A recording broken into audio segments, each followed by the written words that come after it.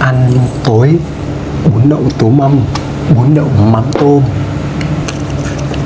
Trời Hạ Long mưa bão này mà làm nồi lẩu thì tuyệt vời. Mỗi tội tôi ăn nồi lẩu một mình nữa nó hơi nhiều. Tuyệt vời.